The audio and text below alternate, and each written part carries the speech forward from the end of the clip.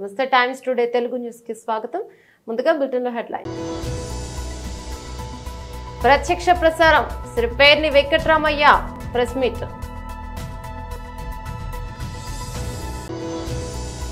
ప్రత్యక్ష ప్రసారం బీజేపీ రాష్ట్ర అధికార ప్రతినిధి Shri N V Subhash, Shri Poreddy Kishore press meet.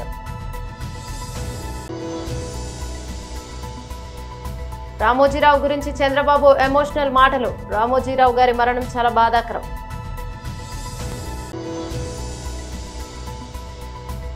దాయాదుల మధ్య హై వోల్టేజ్ మ్యాచ్ కు సర్వం సిద్ధం.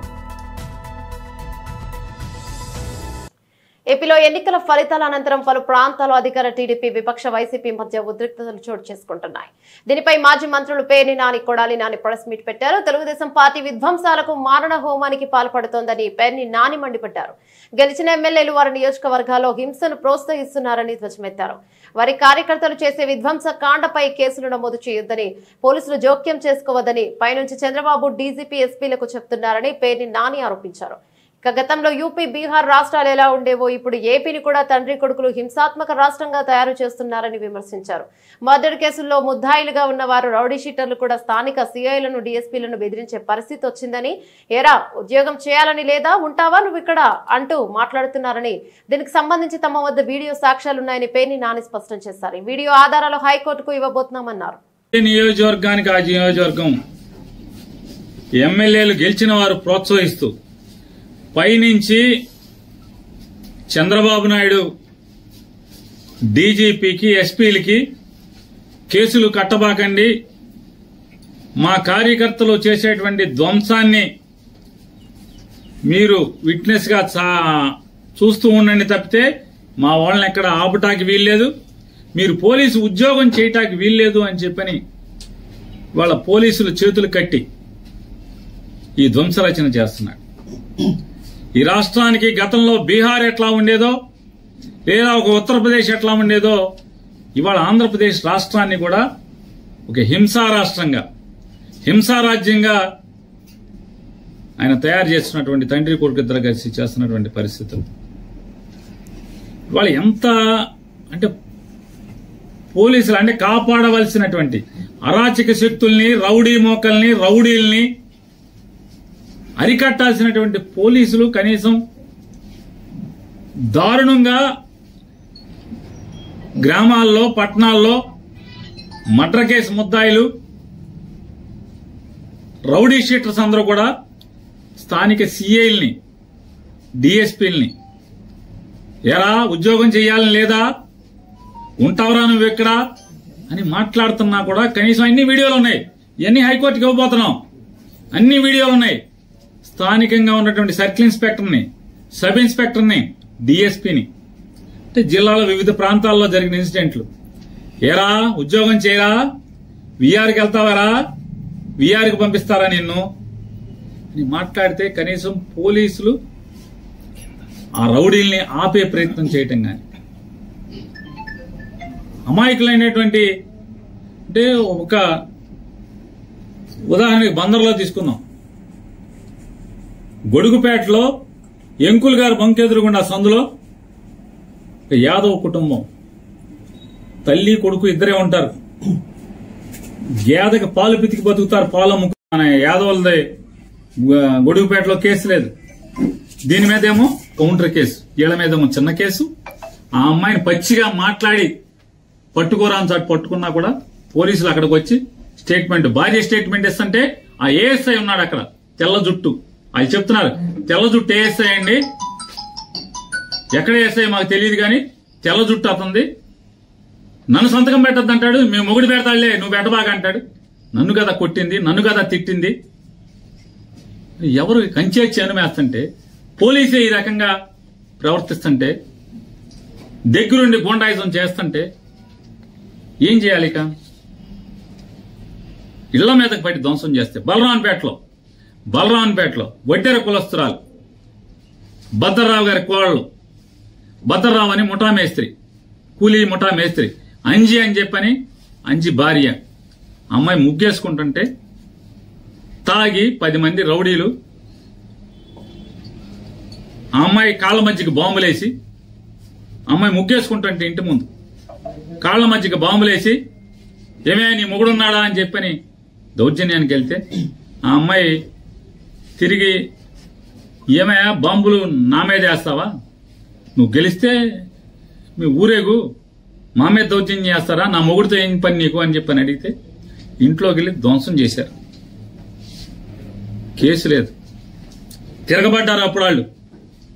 ఆ ఇంట్లో వెంటనే మొగుడు పరిగెత్తుకొచ్చి మొగుడు భార్య పిల్లలు కలిసి తిరగబడితే వాళ్ళ మీద 307 చూడండి పోలీస్. వీళ్ళ మీద కేసు లేదు. వీళ్ళ మీద దాడి చేసిన దానికి, ఇళ్ళ ఇంటి మీదకి వచ్చి దాడి చేసిన దానికి కేసు లేదు, వాళ్ళ మీద 307.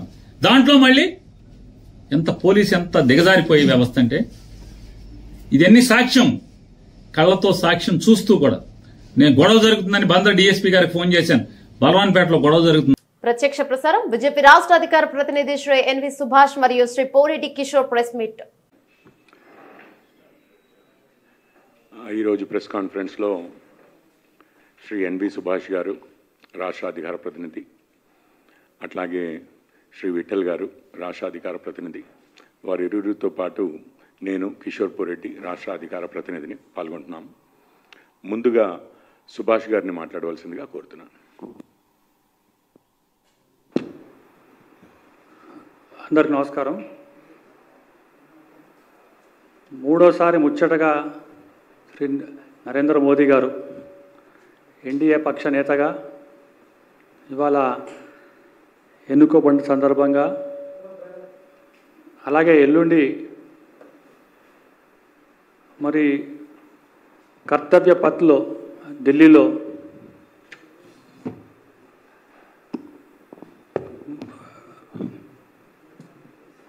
మూడోసారి ప్రధానమంత్రిగా ప్రమాణ స్వీకారం సందర్భంగా వారికి శుభాకాంక్షలు తెలుపుతూ, భారతదేశంలో కాదు ప్రపంచంలో పట్టిన ఇదొక అద్భుతమైన సంఘటన. మూడోసారి ఇంత పెద్ద మెజారిటీతో పాటు ఎన్డీఏలో మరి ఎక్కువ ఓట్లతో ప్రధానమంత్రిగా ప్రమాణం స్వీకారం చేస్తున్నాం అంటే ఇది ఒక అద్భుతమైన ఘట్టం అని చెప్పి ఈ సందర్భంగా తెలియజేస్తున్నాం. ముఖ్యంగా ఎన్డీఏ పార్టీను దేశంలో అన్ని రాష్ట్రాల్లో మంచి ఫలితాలు రావడం, మరి ప్రజలు మోదీ గారిపైన విశ్వాసంతో ఎక్కువ ఓట్లు వేయడం కూడా అందరికీ కూడా శుభాకాంక్షలు మరియు ధన్యవాదాలు తెలుపుతున్నాను. తెలంగాణలో చూస్తే 6 మాసాల వ్యవస్థ వ్యవధిలో పట్నే భారతీయ జనతా పార్టీ తెలంగాణ రాష్ట్రంలో ఒక మహాశక్తిగా ఆవిర్భవించిందని చెప్పి కూడా ఈ సందర్భంగా ప్రజలందరూ కూడా గమనిస్తున్నారు. ఒకప్పుడు బీఆర్ఎస్ పార్టీ కానీ కాంగ్రెస్ పార్టీ కానీ భారతీయ జనతా పార్టీ తెలంగాణలో ఎక్కడుంది, భూతద్దం పెట్టి వెతికినా కూడా భారతీయ జనతా పార్టీ జాడానా లేదు అని చెప్పిన సందర్భంలో 6 నెలల కింద జరిగిన ఎన్నికల్లో 8 శాసనసభ్యులు, ఇప్పుడు జరిగిన ఎన్నికల్లో పార్లమెంట్లో 8 పార్లమెంట్ సభ్యులు, అంటే 8 × 8 64 మంది, కాంగ్రెస్కి వచ్చిన 64 మందితో సమానంగా ఉంటుందని చెప్పి కూడా ఈరోజు ప్రజలందరూ కూడా గమనిస్తున్నారు. ఎందుకు చెప్తున్నామంటే భారతీయ జనతా పార్టీకి వచ్చిన ఓట్ల శాతం కూడా ఒకసారి కనుక చూస్తే 2014 నుంచి 2019, 2024లో 35% ఓట్లతో పాటు మరి సీట్లు కూడా రావడం అనేది కూడా రాబోయే కాలంలో Congress party, BRS party, MIM, CPIM, BSP ఇంకా ఏ పార్టీలునో అన్ని కలయికతో భారతీయ జనతా పార్టీని ఎదుర్కొంటుందని చెప్పి ఇదొక అతిశయోక్తి కాదు. వారికి ఇవాళ చూస్తున్నారు బీఆర్ఎస్ పార్టీ ఏ విధంగా 2వ స్థానం కోసం కొట్లాడి కొన్ని స్థానాల్లో, పార్లమెంట్ స్థానాల్లో కనీసం డిపాజిట్ కూడా రాని సందర్భం కూడా మనం చూసినాం. అంటే ఒకప్పుడు కారు సారు 16, కాంగ్రెస్ కానీ బీఆర్ఎస్ కానీ ఏ పార్టీ అయినా కూడా కేవలం 16 స్థానాలకే పోటీ కానీ 17 స్థానాలకు కాదు. కానీ భారతీయ జనతా పార్టీ తెలంగాణలో 17 స్థానాలకు గట్టి పోటీ ఇచ్చిందని చెప్పి కూడా ఈరోజు ప్రజలందరూ కూడా గమనిస్తున్నారు. బీజేపీకి 400 సీట్లు వస్తే మరి మొత్తం రిజర్వేషన్ తీసేస్తారు. అలాగే ఎస్సీ ఎస్టీ రిజర్వేషన్స్ రద్దు చేయబోతారు ముఖ్యమంత్రి రేవంత్ రెడ్డి గారు. అబద్ధాల పుట్ట ఏదైతే విషం పెట్టినాడో ఇవాళ ఒక మూతోడ్ జవాబుగా ఎన్డీఏ ప్రభుత్వం ఈరోజు ఏర్పడుతుందంటే దీనికి సమాధానం చెప్పే పరిస్థితిలో కూడా ఏ ఒక్క పార్టీ కూడా లేరు. మరి మోదీ గారు అంటే ఒక అసెట్, రాహుల్ గాంధీ అంటే ఒక లయబిలిటీ. ఈ రెండు వ్యత్యాసంతో ప్రజలు కాదు ప్రపంచంలో పట్టిన నాయకులందరూ కూడా మరి ముఖ్యంగా గమనిస్తున్నారని చెప్పి కూడా ఇది ఒక లోక కళ్యాణం కోసం, భారతదేశ అభివృద్ధి కోసం భారతదేశంలో మోదీ గారు రావాల్సిన ఆవశ్యకత గురించి పదే పదే సందర్భంలో చెప్పి ఈరోజు ఎన్డీఏ మిత్రపక్షాలు కూడా మరి మోదీ గారు ఉంటేనే దేశం అభివృద్ధి చెందుతుంది, మనం 2024 నుంచి మొదలుకొని 2047 వరకు ఒక వికసిత్ భారత్గా మనం పెరుగుతామని చెప్పి అంటే మొత్తం ప్రపంచంలో పట్టినే నెంబర్ 1 ఎకనామిక్ మనం ప్లేస్కి వస్తామని చెప్పి, నెంబర్ 1 ప్లేస్ వస్తామని చెప్పి అనేక సందర్భంలో అనేక మంది చెప్పిన మాటనే ఈరోజు ఇంత పెద్ద ఎత్తున భారతీయ జనతా పార్టీకి ఎన్డీఏకు పట్టం కట్టినారని చెప్పి కూడా మనందరం కూడా చూస్తున్నాం. తెలంగాణలో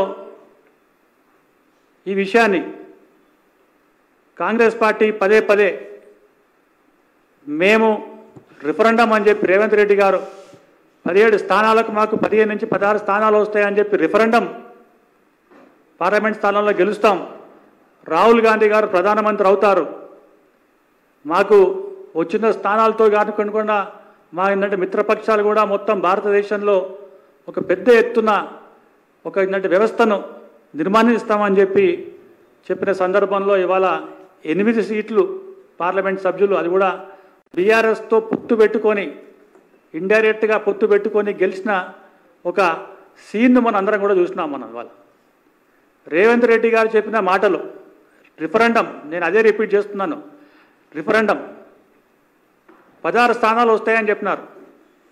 కానీ మీరు రిప్రజెంట్ చేసే మల్కాజిగిరి స్థానంలో భారతీయ జనతా పార్టీ అభ్యర్థి గెలిచినారు, మీ సొంత జిల్లా మహబూబ్ నగర్లో భారతీయ జనతా పార్టీ అభ్యర్థి గెలిచినారు, మీరు ఇన్ఛార్జిగా ఉన్న చేవెళ్లలో భారతీయ జనతా పార్టీ అభ్యర్థి గెలిచినారు.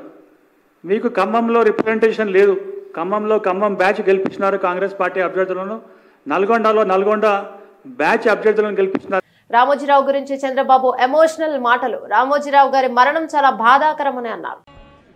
ఒక పర్పస్ కోసం పుట్టిన వ్యక్తి ఈరోజు చనిపోవడం జీర్ణించుకోలేకపోతున్నాం. రామోజీరావు గారు నాకు 40 సంవత్సరాలుగా తెలిసాయని, ఆయన అనునిత్యం సాధన చేసింది సమాజ హితం కోసం పనిచేశారు, ఈ తెలుగు జాతి కోసం పనిచేశారు. ఒక మామూలు గ్రామంలో పుట్టి సాధారణ కుటుంబంలో పుట్టి ఒక అసాధారణమైన వ్యక్తిగా తయారు కావడమే కాకుండా ఆయన ఈరోజు చూస్తే ఒక వ్యక్తి కాదు, ఆయన ఒక వ్యవస్థ కింద తయారయ్యారు. ఆ రోజు ప్రారంభించింది మనం ఒకసారి చూస్తే మార్గదర్శితో ప్రారంభించి, మార్గదర్శి అయిన తర్వాత ఈనాడు ప్రారంభించి, అదే మాదిరిగా ప్రజా చైతన్యాన్ని మనం చూస్తే ఈరోజు రాష్ట్రంలో ఏ ఇంట్లో కూడా నిద్ర లేస్తానే ఈనాడు చదివితే తప్ప బయట వచ్చే పరిస్థితి ఉండదు. అంటే ఆ విధంగా ప్రజల్ని చైతన్యవంతులు చేయడానికి కానీ విజ్ఞానవంతులు చేయడానికి కానీ అనునిత్యం సాధన చేశాడు.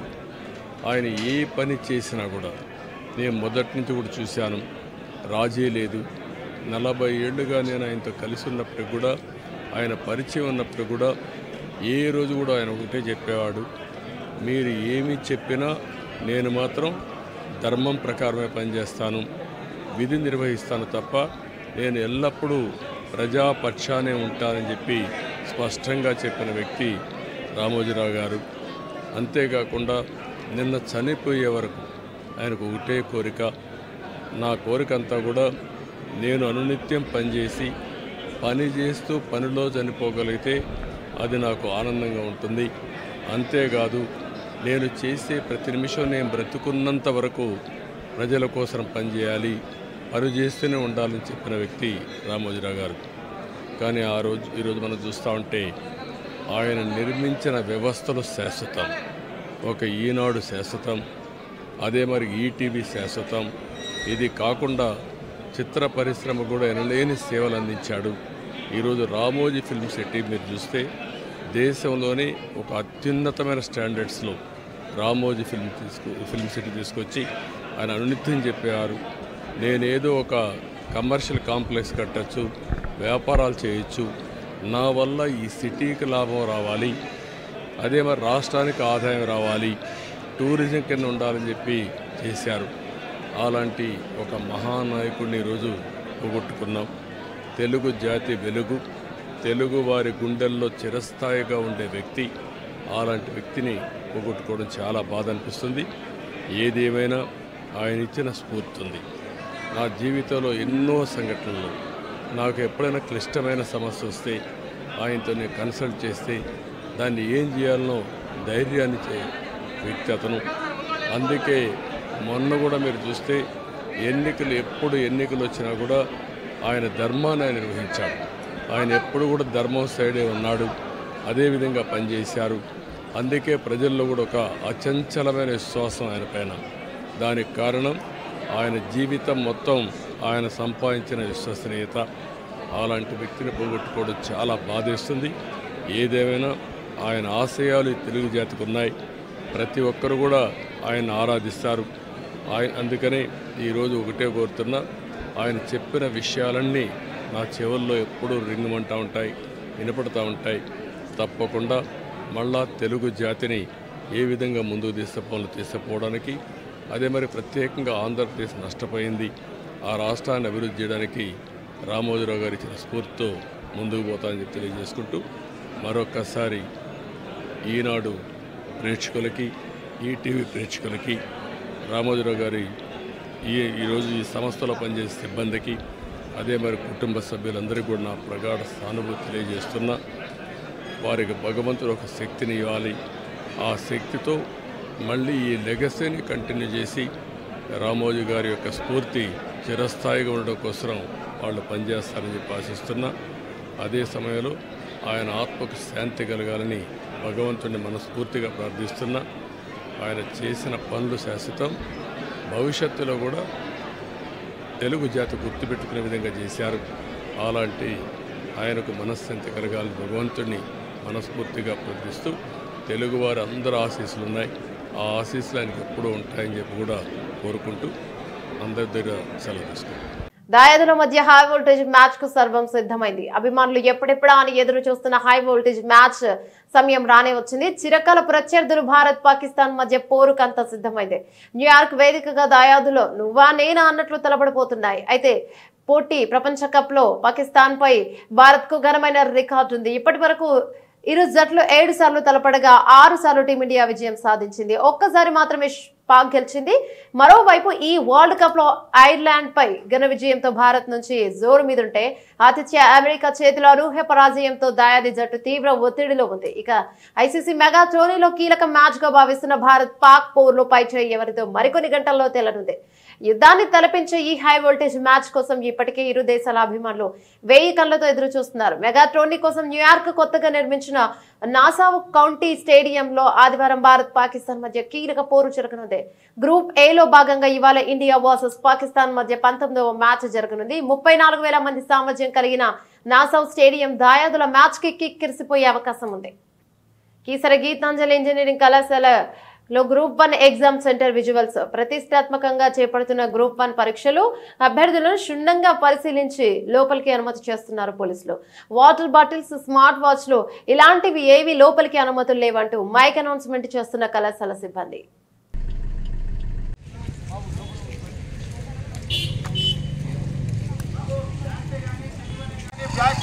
ఏదున్నా అక్కడ డిపాజిట్ చేయండి ప్లీజ్. సార్ ఫోల్డింగ్ తీయాలి.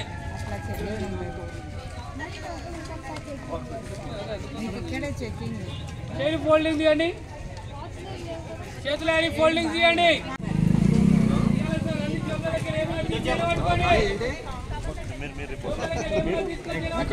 మీరు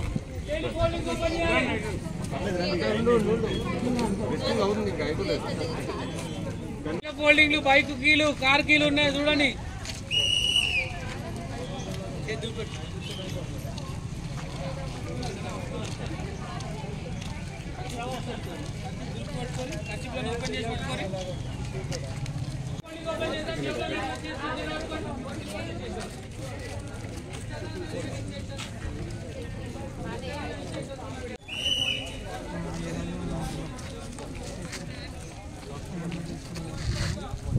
రాజేంద్రనగర్ నియోజకవర్గం ఆరంగ చౌరస్తాలో రాజేంద్రనగర్ ఎమ్మెల్యే ప్రకాష్ గౌడ్ రామోజీరావు చిత్రపటానికి పూలమాలలు వేసి నివాళులర్పించారు. స్థానిక ఎమ్మెల్యే ప్రకాష్ గౌడ్ మాట్లాడుతూ రామోజీ గ్రూప్ సంస్థల అధినేత రామోజీరావు మృతి తెలుగు సమాజానికి తీరని లోటు. ప్రజా పక్షపాతిగా జనహితమే తన అభిమతంగా జీవితాంతం నిబద్ధతో పనిచేసిన రామోజీ నేటి తరానికి మార్గదర్శి. వారి పవిత్రాత్మకు శాంతి చేకూరాలని భగవంతుడిని వేడుకుంటున్నానన్నారు.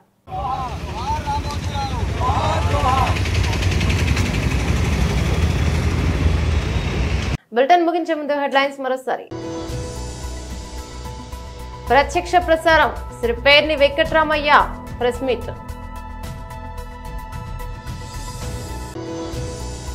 ప్రత్యక్ష ప్రసారం బీజేపీ రాష్ట్ర అధికార ప్రతినిధి Shri N V Subhash, Shri Poreddy Kishore press meet.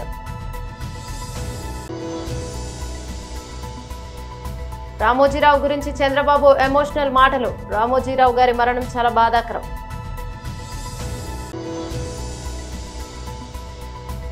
దాయాదుల మధ్య హై వోల్టేజ్ మ్యాచ్ కు సర్వం సిద్ధం. ఇవి బులెటిన్ లోని అప్డేట్స్. మరో బులెటిన్ మళ్ళీ కలుసుకుందాం. అంతవరకు సెలవు. నమస్తే.